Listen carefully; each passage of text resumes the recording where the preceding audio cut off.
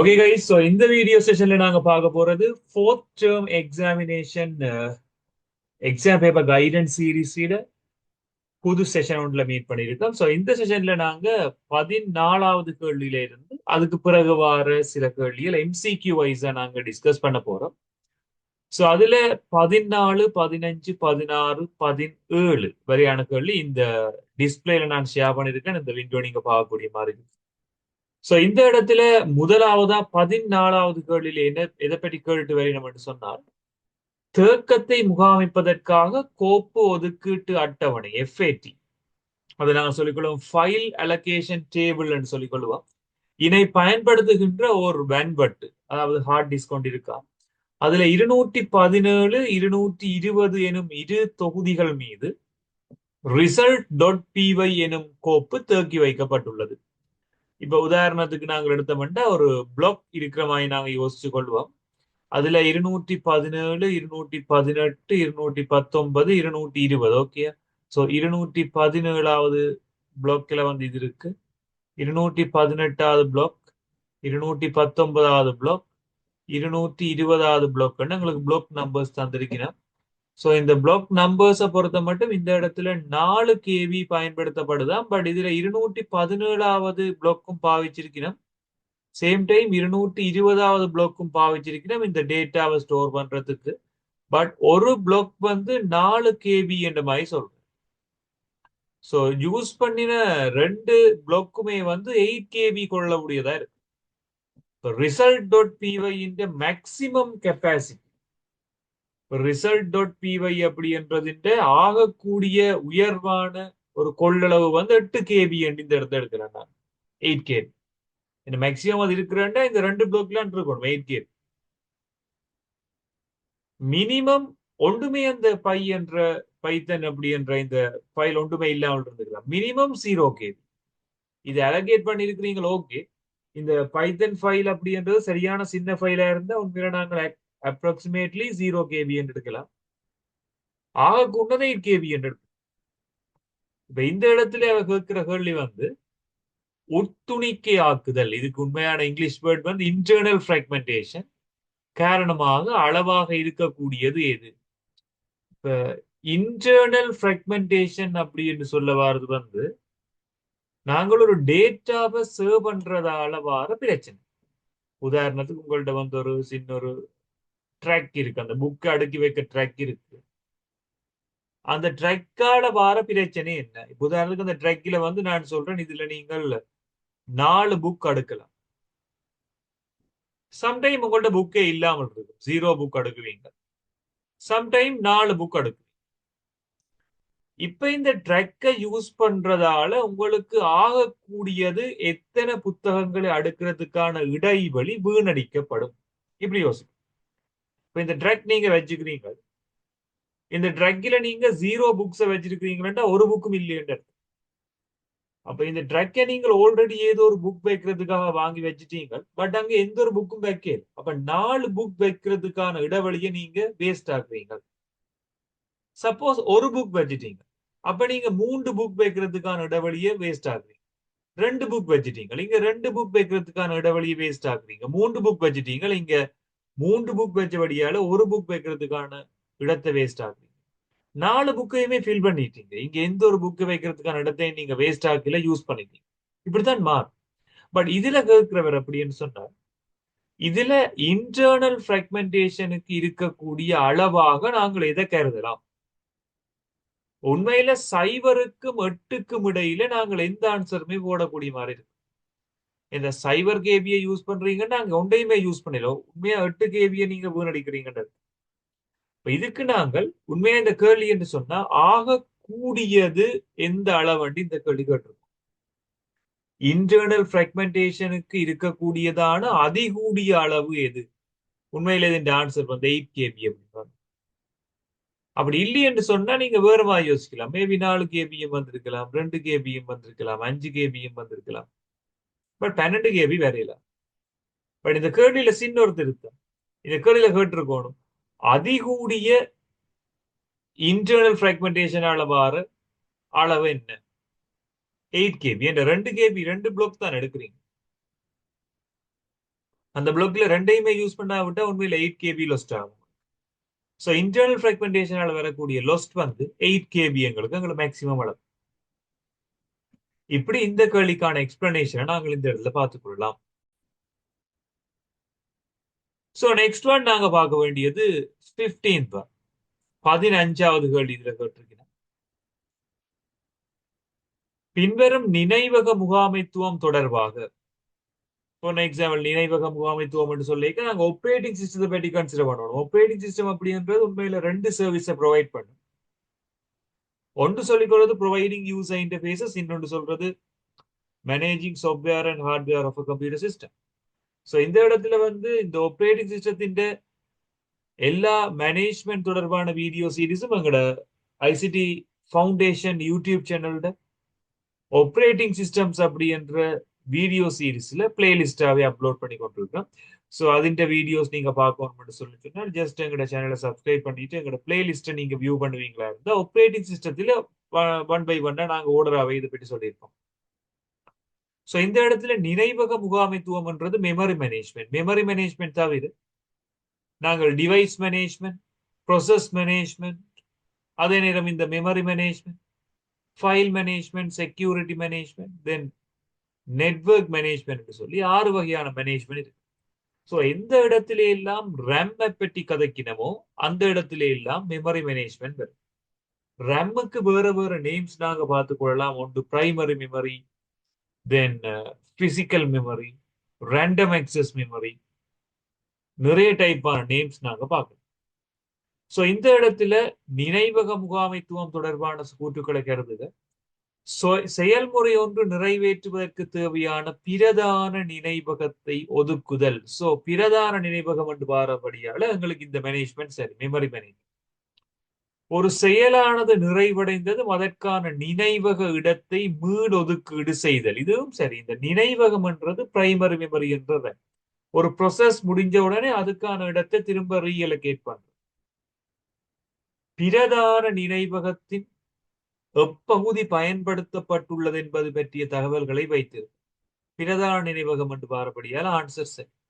So ABC அனைத்தும் அப்படி என்பது இந்த கேள்விக்கான சரியானபடியா இருக்கு. 16வது கேள்விக்கு நாங்க வருவோமா இருந்தா இந்த இடத்துல ஐபி முகவரிகளை கருதுக. மேற்குறித்தவற்றுள் வலிதான ஐபி முகவரிகள் என்ன? சரியான ஒரு ஐபி V4 என்று கேட்டிருக்கணும் உண்மையில இந்த கேள்வி. V4 address. So IP V4 அட்ரஸ்ல 4 digit கட்டாயம் இருக்க வேணும்ன்றது ஒரு ரூல்ஸா இருக்கு. இந்த 4 டிஜிட்ல இருக்கிற ஒவ்வொரு நம்பர்ஸும் 0 to 255 சைபர்ல இருந்து 255 வரையான எண்களாக மாத்திரம்தான் இருக்கலாம். அப்ப 220, 8, 6, 248 சரியான ஒரு நம்பர். எல்லாமே 0ல இருந்து 255க்குள்ளதான் இருக்கு. பி பார்ட் பார்த்தோம்னா 256 இருக்கு. இது போல சி பார்ட் 256 இருக்கு. அகைன் இதுவும் தென் 116, 6, 204 சைபர். இது சரி. ஏயும் டியும் சரி என்ற ஆன்சர் ஓகேயா இருக்கும். உங்களுக்கு 4th ஆன்சர் சரியான ஆன்சரா இருக்கும். 16வது. சோ தென் இங்க நாங்க ஃபுல்லா இதை கிளியர் பண்ணிட்டு 17வது கேள்விக்கு வரும். 17வது கேள்வியில ஒரு வலையமைப்புல 30 கணனிகளையும் 2 வலையமைப்பு அச்சு பொறிகள். இப்ப இந்த இடத்துல நாங்க அச்சு பொறிகளை பற்றி கன்சிடர் பண்ணோம். 30 கம்ப்யூட்டர்ஸை நீங்க ஜாயின் பண்ணிக்க 30 ஐபி அட்ரஸ் கட்டாயம் கொடுத்தே ஆக வேணும். சேம் டைம் 2 வலையமைப்பு அச்சு பொறி, நெட்வொர்க் பிரிண்டரை நீங்க இணைச்சா அந்த பிரிண்டருக்கும் ஐபி அட்ரஸ் கொடுப்போம். இதே சாதாரண அச்சு பொறி என்று சொல்லி இருந்தா நீங்க இதை பற்றி பொறி பண்ண வேண்டிய தேவையில்லை. 30 கணனி என்று எடுக்க. வலையமைப்பு அச்சு பொறி என்றபடியால நீங்கள் கட்டாயம் அதுக்கு ஐபி அட்ரஸ் கொடுத்திருக்க வேணும். So 32 computers compulsory. 32 கம்பல்சரியான கம்ப்யூட்டர் வச்சுக்கிறபடியால 32 ஐபி அட்ரஸ் வேணும். இப்ப நாங்க இதுல 0 ஒன்று போட்டோம்னா 2 முதலாம் அடுக்கு 2 - 2 போட்டா காணாது. 2 2 3 4 5 2 5ஆம் அடுக்கு 32 2 கழிச்சா 30 ஐபி அட்ரஸ் காணாது. 2 6ஆம் அடுக்கு சொன்னால் சரியா வரும். முன்னுக்கு 2 1 போடுவீங்க. அதுக்கு முன்னுக்கு வாரது எல்லாமே 285 285 285. ஸோ ஐபி அட்ரஸ் கால்குலேஷன் உங்களுக்கு தேவை என்று சொன்னால் ஐபி அட்ரஸிங் அப்படி என்று சொல்லி எங்களுடைய ஐசிடி ஃபவுண்டேஷன் யூடியூப் சேனல்ல தனி சீரிஸ் ஒன்று இருக்கு. ஸோ ஐபி அட்ரஸிங் என்ற பேசிக்ல இருந்து என் மட்டுமே அதுல சொல்லியிருப்போம். பிஎல்எஸ்எம் எஃப்எல்எஸ்எம் எல்லாமே உள்ளடங்கல் ஆகுது. ஸோ அந்த வீடியோ தேவை என்று சொன்னா இந்த வீடியோட டிஸ்கிரிப்ஷன் பார்ட்ல ஆட் பண்ணிருக்கேன். ஸோ அந்த வீடியோட லிங்கை கொடுத்து அதுக்கான வீடியோ நீங்க பார்த்து கொள்ளலாம். ஸோ இந்த இடத்துல சரியான ஆன்சரா நாங்க 255 255 255 192 அப்படி என்ற ஆன்சரை இங்க எடுக்கலாம். So correct answer for the 17th one is second answer. Okay fine. Then நாங்க 18வது கேள்விக்கு மூவ் பண்ண போறோம். இந்த 18வது கேள்வி பாத்தீங்கன்னு சொன்னால் ஒரு நெட்வொர்க்கிங் கமாண்ட் சம்பந்தமா எங்களுக்கு வருது. நெட்வொர்க்கிங் கமாண்ட்ன்றதை பாக்குறதுக்கு முதல் நான் சில பிராக்டிக்கல் வைஸான சில விஷயம் சொல்லிட்டு வரேன். இதுல சர்ச் பண்ணி நான் இதுல சிஎம்டி அப்படின்னு சர்ச் பண்ணி ஒரு பிளாக் கலர் விண்டோ ஒன்று ஓபன் பண்றேன். இந்த பிளாக் கலர் விண்டோல ஜஸ்ட் ஒன்றுமே நான் டைப் பண்ணல உங்களுக்கு இவ்வளவு விஷயம் தான் வந்திருக்கு. ஸோ ஒரு பிளாங்கான டிஸ்பிளே ஒன்று வந்திருக்கு. ஸோ இந்த இடத்துல நான் என்ன செய்யறேன்னா பிங் அப்படின்னு டைப் பண்ணி கொள்றேன். Ping www.google.com. இப்ப நான் எந்த பிசில இருந்து கூகுளுக்கு வந்து ஒரு ஜஸ்ட் ஒரு சாம்பிள் பேக்கெட் அனுப்பி பார்க்குறேன் சர்வருக்கு. எனக்கு சக்சஸ்ஃபுல்லா இதுல காட்டுது. இதுல டிடிஎல் வருது ஒன்று, டைம் டு லீவ். அதாவது இந்த இடத்துல 60 மில்லி செகண்ட் வந்து எடுத்திருக்கு எங்களுக்கு டோட்டலா போயிட்டு வர்றதுக்கு. இங்க இருந்து ஒரு டேட்டா பேக்கெட் சர்வருக்கு போயிட்டு திரும்ப வந்திருக்கு. ரவுண்ட் ட்ரிப் டைம் அப்படின்னு சொல்ல டிடி ரவுண்ட் ட்ரிப் டைம் இங்க round trip delay time round trip time சொல்லுவோம்.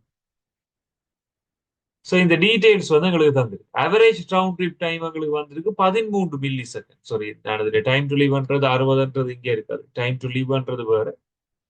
Average round trip time 13 milli second. 13 milli second அப்படின்னா என்னென்ன, நான் எந்த பிசி ஏ என்று வைப்பேன், கூகுளோட சர்வரை பி என்று வைப்பேன். என்னட்ட இருந்து அந்த பேக்கெட் அங்க போயிட்டு அங்க இருந்து திரும்ப வாரத்துக்கு எடுத்த நேரம் பார்த்தோம்னு சொன்னால் 13 மில்லி செகண்ட். கிட்டத்தட்ட 2ஆல பிரிச்சோம் என்று சொன்னால் இங்க இருந்து அங்க போறதுக்கு 6.5 மில்லி செகண்ட் எடுத்து. மில்லி செகண்ட் சரியான குறை. திரும்ப வாரதுக்கு 6.5 மில்லி செகண்ட் சராசரியா எடுத்து. இதுதான் ரவுண்ட் ட்ரிப் டிலே டைம் ஒரு ரவுண்ட் ட்ரிப் டைம் சொல்லி. ஸோ உங்களோட ரெஃபரன்ஸுக்காண்டி ஒன்றுதார டைம் டு லீவ் அப்படி என்றான் ஏன் அது 60 என்று வருது. ஸோ இது ஒரு ரெஃபர் பண்ணி உங்களுக்கு தெரிஞ்ச விஷயத்த கொமெண்ட்ஸ் பார்ட்ல சொல்லுங்க. சரியா அப்படியா நான் ரிப்ளை பண்ணி. ஸோ தென் நாங்க இந்த கமாண்டை ஃபுல்லாவே ரிமூவ் பண்ணி கொள்றேன்.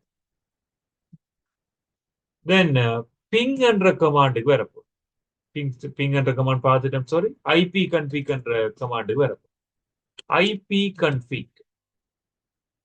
ஸோ ஐபி கன்ஃபிக் என்ற கமாண்ட் நாங்க டைப் பண்ண உடனே எங்களுக்கு என்னென்ன டீடைல் வந்திருக்குன்னு பாருங்க. டிஃபால்ட் கேட்வே, அதாவது ரவுட்டர், எங்களோட மெயினான ரவுட்டர்ன்றதான் கேட்வேன்னு யோசிப்போம். அதுன்ற ஐபி அட்ரஸ். இதுல நிறைய பார்ட்ஸ் இருந்தாலுமே இந்த டிஃபால்ட் கேட்வே இப்படி காட்டும். Then subnet mask, IP address, IPv6, IPv4, v6 ரெண்டும். DNS server IP address. இப்படி எல்லா விஷயம் காட்டும். ஸோ இப்போ நான் இதை ஃபுல்லா கிளியர் பண்ணிட்டு ஐபி கன்ஃபிக் /all அப்படின்னு விடுங்க. ஸோ இதுல என்ன நிறைய detail, DHCP server IP address, DNS server IP address, Bluetooth device நீங்க இன்டர்நெட் பாவிச்சு அதுன்ற எல்லா டீடைலும் இதுல இருக்கு.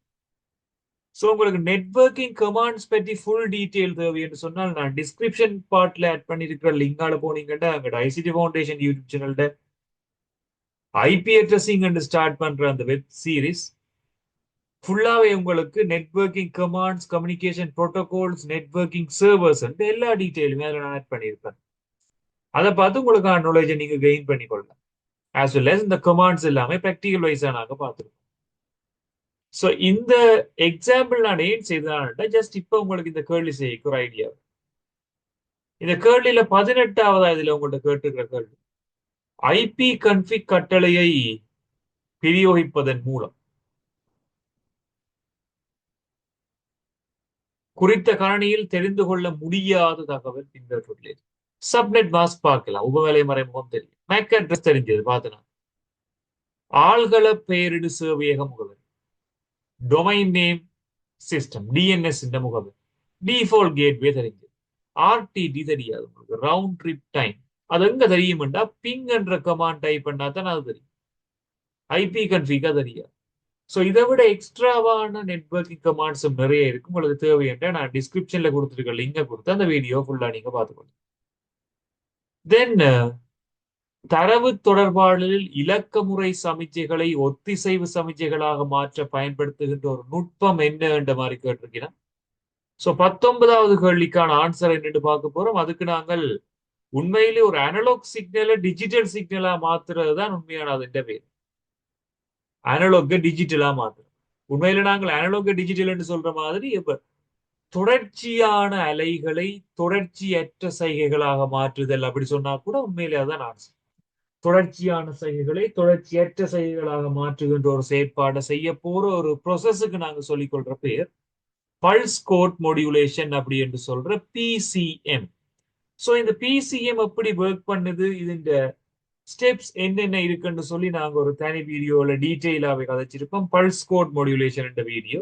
ஸோ அந்த யூடியூப் சேனல் வீடியோட லிங்கும் நான் டிஸ்கிரிப்ஷன் பார்ட்ல ஆட் பண்ணியிருக்கேன். ஸோ அதை கோ த்ரூ பண்ணு. பல்ஸ் கோட் மாடுலேஷன் ஸ்டெப்ஸ் என்னென்ன இருக்கு, அதாவது சாம்பிளிங், குவான்டைசிங், என்கோடிங், இந்த 3 ஸ்டெப்பை பற்றி நாங்கள் டிஸ்கஸ் பண்ணியிருப்போம் அந்த வீடியோல. ஸோ அது தொடர்பான நோட்ஸை நீங்க கெயின் பண்ணிக்கொள்ளலாம். தென் உங்களோட நாலேஜ் என்ஹான்ஸ் பண்ணிக்கொள்ளலாம். அந்த வீடியோவை கோ த்ரூ பண்ணு. ஸோ இதுக்கான சரியான answer pulse code modulation. Then உண்மையில frequency modulation, phase modulation, time division modulation, இதை பற்றி எல்லாம் உங்களுக்கு எந்த ஒரு முறையுமே இல்லை. இது வர போறது இல்லை. சரியான ஆன்சர் வந்து முதலாவது ஆன்சரா இருக்கும் இங்க. ஸோ 20வது கேள்விக்கு மூவ் பண்ண போறோம். இந்த 20வது கேள்வி நான் கொஞ்சம் மேல் எடுத்துட்டு எல்லாம் ஜூம் பண்றேன். இதில் எங்களை கேட்டிருக்கிறது பின்வரும் செம்மை நடப்பு ஒழுங்குகளை பற்றி கருத சொல்லியிருக்கிறோம். இந்த செம்மை நடப்பு ஒழுங்குகள் அப்படின்றதுல புரோட்டோகால்ஸ் என்று சொல்லிக்கொள்வோம். ஆல்ரெடி நான் டிஸ்கிரிப்ஷன் பார்ட்ல கொடுத்திருக்கிற ஐபி அட்ரஸ் வீடியோவை கோ த்ரூ பண்ணி பாத்தீங்கன்னு சொன்னா லாஸ்டா நாங்க கம்யூனிகேஷன் புரோட்டோகாலை பற்றி கழிச்சிருக்கோம். ஸோ ரிசீவர் சென்டர் என்று சொல்லி 2 நபர்கள் எடுப்போம். சென்டர் ரிசீவர் என்று 2 நபர்கள் எடுப்போம். நடுவில் வந்து மெயில் சர்வர் அப்படின்றது கட்டாயம் இருக்கு. ஒரு சென்டர் மெயில் சர்வருக்கு தான் மெசேஜ் அனுப்பி கொள்வார் இமெயில. அந்த இமெயில வந்து மெயில் சர்வர் தான் ரிசீவருக்கு அனுப்பும். ஸோ சென்டர் அனுப்புற அந்த மெயில மெயில் சர்வருக்கு கொண்டே சேர்க்க போற புரோட்டோகால் நாங்க சொல்றது வந்து IMAP, internet message access protocol, SMTP, POP. இந்த 3 பேரும் சேர்ந்து தான் இங்க இருந்து ரிசீவருக்கு மெசேஜை கொண்டு வைப்போம். பட் எங்களுக்கு சின்ன ஒரு டிஃப்ரெண்ட், இங்க இருந்து அங்க கொண்டு போய்க்கு எந்தெந்த வேலைக்கு யார் யார் தேவை என்ற ஒரு பொருத்தப்பாடு ஒன்று இருக்கு. அது வரைக்கும் நாங்கள் ஐஎம்ஏபியை கொண்டு எஞ்சால விடுவோம். பட் இங்க இருந்து அங்க கொண்டு போறதுக்கு எஸ்எம்டிபி என்ற புரோட்டோகாலை போடும், சிம்பிள் மெயில் டிரான்ஸ்ஃபர் புரோட்டோகால். இந்த சிம்பிள் மெயில் டிரான்ஸ்ஃபர் புரோட்டோகால் என்ன செய்யும் சொன்னார், சென்டர்கிட்ட இருந்து இமெயில மெயில் சர்வருக்கு அனுப்பி, மெயில் சர்வர்ல இருந்து ரிசீவருக்கு கொண்டு வரதுக்கு உண்மையில நாங்கள் 2 வகையான புரோட்டோகால் யூஸ் பண்ணி கொள்வோம். ஐஎம்ஏபி அப்படி என்ற புரோட்டோகால், தென் POP3 என்ற வெர்ஷன், POP3 என்று சொல்லிக்கொள்ளும், POP3 என்ற புரோட்டோகால். 2 புரோட்டோகாலும் ஒர்க் பண்ணும், ஐஎம்ஏபி and POP3. So file transfer protocol வந்து ஃபைல் டிரான்ஸ்ஃபர்ஸுக்கு மட்டும்தான் யூஸ் பண்ணிக்கொள்வோம். இது அப்ளிகேஷன் லேயர்ல ஒர்க் பண்ணிக்கொள்ளும். இது ராங் ஆன்சர். POP என்றது சரியான ஆன்சர், இந்த வெர்ஷன் 3 யூஸ் பண்றோம். தென் IMAP என்றது correct answer. B and C 5th answer இந்த 20வது கேள்விக்கான சரியான ஆன்சரா இருக்கு. ஸோ உங்களுக்கு இதை விட எக்ஸ்ட்ராவான புரோட்டோகால்ஸ் தேவை, எல்லா நோட்ஸும் தேவை என்ற டிஸ்கிரிப்ஷன்ல கொடுத்துருக்க லிங்கை கொடுத்து உங்களுக்கு தேவையான நோட்ஸை நீங்க கேதர் பண்ணி கொள்ளலாம். ஸோ இந்த இடத்துல நாங்க 21வது கேள்வி 22வது கேள்வி டிஸ்கஸ் பண்ண வேண்டியிருக்கோம். 21வது கேள்வியில எங்களுக்கு ஒரு முக்கியமான கேள்வி ஒன்று கேட்டிருக்கிறோம். இந்த இடத்துல வலையமைப்பில் உள்ள கணனிகளில் தரவு தொடர்பாளின் போது தனிப்பெறம்பல், யூனிக் காஸ்ட் அப்படின்னு இருக்கு. உண்மையில எங்க ஐடி மொடியூல்ல வந்தோம் என்று சொன்னா 3 விதமான காஸ்டிங் இருக்கு. ஒன்று சொல்றது யூனிக் காஸ்ட் அப்படின்னு சொல்லி, யூனிக் காஸ்ட்னா ஒரு நேரத்தில் ஒரு ஆளுக்கு மட்டும் டேட்டாவை அனுப்பு. தென் ப்ராட்காஸ்ட் அண்ட் இருக்கு. ப்ராட்காஸ்ட் அண்ட் எதை சொல்லிக் கொள்வோம்னா ஒரு நேரத்துல எல்லாருக்குமே டேட்டா வேணும், ஒரு ஆளுக்கு மட்டுமே இருப்பாங்க எல்லாரும். மல்டிகாஸ்ட் அப்படின்னு சொல்லி மல்டிகாஸ்ட் என்னன்னு சொன்னால் நீங்க செலக்ட் பண்ணி கொஞ்சம் பேருக்கு மட்டுமே அனுப்பணும். உதாரணத்துக்கு ஏபிசி என்ற கம்ப்யூட்டர் கேட்க ஏக்கு மட்டும் அனுப்பினா அது யூனிகாஸ்ட், ஏபிசி எல்லாருக்கும் அனுப்பினா ப்ராட்காஸ்ட், ஏக்கும் பிக்கும் மட்டும் சாய்ஸ் பண்ணி அனுப்பினா அது மல்டிகாஸ்ட், குரூப்ஸ் ஆக்கி அனுப்புறது தான் மல்டிகாஸ்ட், எல்லாருக்கும் அனுப்பினா ப்ராட்காஸ்ட், ஒரு ஆளுக்கு மட்டும் அனுப்பினா யூனிகாஸ்ட். சோ இந்த இடத்துல யூனிகாஸ்ட் முறையில தரவுகளை அனுப்புற ஒரு சாதனம் சுவிட்ச் என்று சொல்லிக் கொள்வோம். ஏன் சுவிட்ச் என்றதை நாங்க இந்த இடத்துல சொல்லிக் கொள்றோம்னு சொல்லி சொன்னால், சுவிட்ச் வந்து ஒரு கம்ப்யூட்டருக்கு அனுப்ப வேண்டிய டேட்டாவை அந்த கம்ப்யூட்டருக்கு மட்டுமே அனுப்பும். பட் ஹப் என்ன செய்யும் சொன்னா அந்த கம்ப்யூட்டருக்கு அனுப்ப வேண்டிய டேட்டாவை எல்லாருக்குமே அனுப்பும். ஸோ ஹப்ன்றது உண்மையில ப்ராட்காஸ்டுக்கு சூட்டபிளான ஒரு டிவைஸ். சுவிட்ச் அப்படி என்றது யூனிகாஸ்டுக்கு சூட்டபிளான device. As well as multicast கூட நாங்க சுவிட்ச் வச்சு செய்யலாம். பிரிட்ஜ்ன்றது ரெண்டு சேம் கைண்ட் ஆஃப் நெட்வொர்க்ஸை ஜாயின் பண்றதுக்காக யூஸ் பண்ணி கொள்ற ஒரு டிவைஸ். ரிப்பீட்டர் அப்படின்றது சாதனங்களுக்கு கிடைக்கிற சைகையின் அளவு அல்லது வீச்சம் அல்லது வேல்யூ அதிகரிக்கிறதுக்காக பாவிக்கிறது தான் ரிப்பீட்டர். ரிப்பீட்டரா நாங்க ஜென்ரலா யூஸ் பண்ணிக்கொள்ற லேப்டாப்பை கூட யூஸ் பண்ணலாம். உங்களுக்கு தூரமா தான் சிக்னல் வருது, வைஃபை சிக்னல் வருதுன்னா நீங்க ஒரு லேப்டாப்பை இடையில கொண்டு வந்து வச்சுட்டு அந்த லேப்டாப்ல நீங்க வைஃபையை ரிசீவ் பண்ணலாம். பிறகு அந்த வைஃபை ரிசீவ் பண்ண அப்புறம் உங்க லேப்டாப்ல ஹாட்ஸ்பாட் ஆன் பண்ணி போட்டு நீங்க மொபைல் போனை கொஞ்சம் தூரமா வச்சு பாருங்க. ஸோ உங்களோட லேப்டாப் என்ன செய்யுதுன்னா அங்க இருந்து வர சிக்னலை வாங்கி உங்களுக்கு அந்த சிக்னலை தருது. பட் தூரம் வந்து நிறைய வேறு. இதே வேலையை நாங்க லேப்டாப்பை யூஸ் பண்ணாம ஒரு தனிய டிவைஸை யூஸ் பண்ணி செஞ்ச மாட்டோம். அதுக்கு பேர் ரிப்பீட்டர். ரிப்பீட்டர் என்ன செய்யும் சொன்னா அது இந்த சைகைகளை வந்து உயர்வளவாக்கிட்டு ஆம்பிளிஃபை பண்ணி. ஸோ மொடம் அப்படி என்ற டிவைஸை பொறுத்த மட்டும் இதை சொல்றது மொடியுலேஷன் டிமொடியுலேஷன் என்ற ரெண்டு வேலையை செய்யும். அனலாக்ல இருந்து டிஜிட்டல், டிஜிட்டல்ல இருந்து அனலாக் என்று சொல்லி ரெண்டு விதமான சைகைகளுக்கான கன்வர்ஷன். டிஜிட்டல்ல இருந்து அனலாக் மொடியுலேஷன், அனலாக்ல இருந்து டிஜிட்டல் டிமொடியுலேஷன் ரெண்டு விதமான ஆக்டிவிட்டியுமே இங்க நடக்கும். ஸோ உண்மையில இதுக்கு சரியான ஆன்சரா நாங்க எதை கன்சிடர் பண்ண வேண்டியிருக்கும்னா சுவிட்ச் என்ற டிவைஸை கன்சிடர் பண்ண வேண்டியிருக்கு. ஸோ இப்ப 22வது கேள்விக்கு வரும். 22வது கேள்விக்கு வருவோமா இருந்தால் இங்க ஐபி அட்ரஸை பற்றி சில கேள்விகள் கேட்டுக்கொண்டு வரீங்க. ஐபி அட்ரஸ் கிளாஸஸ் பற்றி இதுல கேட்டிருக்கிறோம். ஆஸ் வெல் ஆஸ் അതിന്റെ பிட்ஸ் கவுண்டிங், நம்பர்ஸ் எத்தனையில இருக்க வேண்டும் என்ற மாதிரியும் கேள்விகள் வந்து கேட்டுக்கொண்டு வரும். ஐபி முகவரிகள் தொடர்பாக சரியான கூற்றுக்கள் என்னென்ற மாதிரி தான் கேள்வி வருது. 198 98 10 1 என்பது பி வகுப்பு ஐபி. இல்ல ஐபி அட்ரஸ் என்னவா இருந்தாலும் அந்த முன்னுக்கு இருக்கிற நம்பரை மட்டும்தான் நான் கன்சிடர் பண்ணிக்கொள்ளும். இப்ப சைபர்ல இருந்து 127 இந்த ரேஞ்சை நாங்க ஏ கிளாஸ் சொல்லுவோம். 128 இருந்து 191 இதை நாங்க பி என்று சொல்லுவோம். 192 இருந்து 223 இதை நாங்க சி என்று சொல்லுவோம். 224 இருந்து 239 இதை நாங்க டி என்று சொல்லுவோம். 239 இருந்து 240 தானே. ஸோ 240 இருந்து 255 நாங்க இ என்றுவோம். ஸோ ഇതിന്റെ டைப்ஸ் நான் டிஸ்கிரிப்ஷன்ல ஆட் பண்ணிருக்கிற ஐபி அட்ரஸிங் என்ற வீடியோ செஷன்ல முதலாவது வீடியோலயே நான் இந்த இதை பற்றி எல்லாம் சொல்லியிருக்கேன். ஸோ இந்த வீடியோ கோ த்ரூ பண்ணி தேவையான டைப்ஸ் அண்ட் ரேஞ்சஸ் நீங்க மெமரைஸ் பண்ணி வச்சுக்கொள்ளணும். எக்ஸாம் பர்பஸ்ல இது கட்டாது. இப்ப 198 ஸ்டார்ட் பண்ற இந்த ஐபி அட்ரஸ்ன்றது பி கிளாஸ்ன்றது ஒரு பிள்ளையான ஸ்டேட்மெண்ட். அப்ப ஏ வராத ஸ்டேட்மெண்ட் வர வேணும் என்றாலே 3வது விட 5வது விட பிழை என்ன எங்களுக்கு.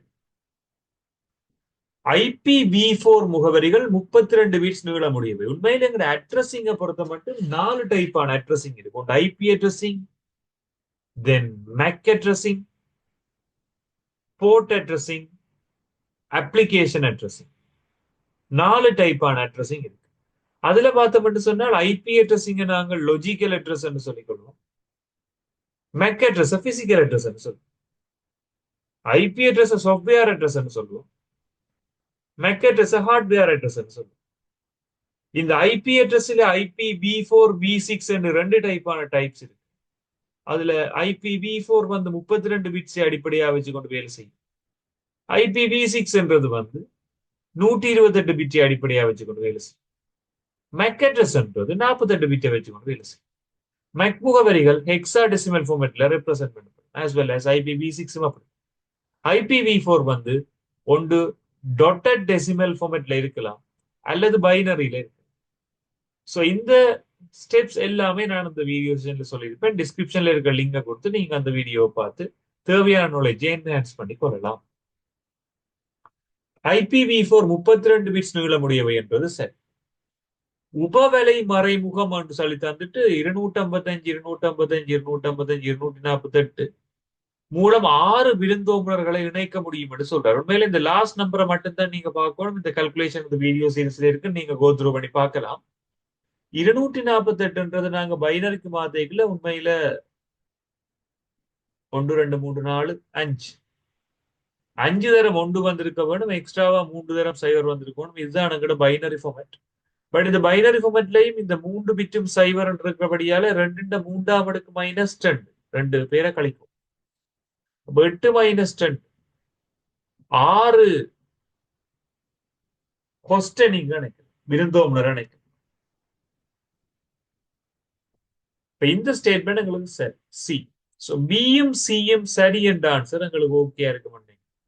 4வது ஆன்சர் எங்களுக்கு இதுல சரியான ஆன்சர். ஸோ இந்த வீடியோ செஷன்ல பார்த்திருந்தோம் நாங்கள்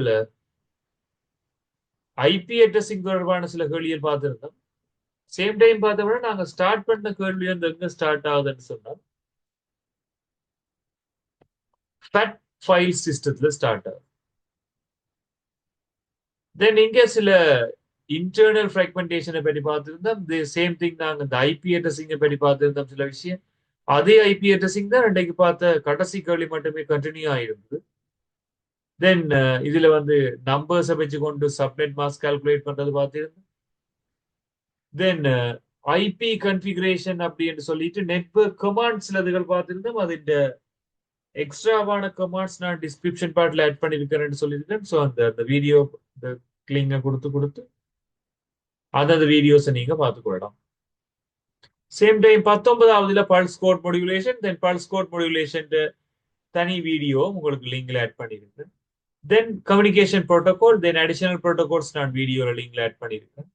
தென் நெட்வொர்க்கிங் டிவைசஸ் இதுன்ற வீடியோ ஆட் பண்ணிருக்கேன், நீங்க கோ த்ரூ பண்ணி பார்க்கலாம்.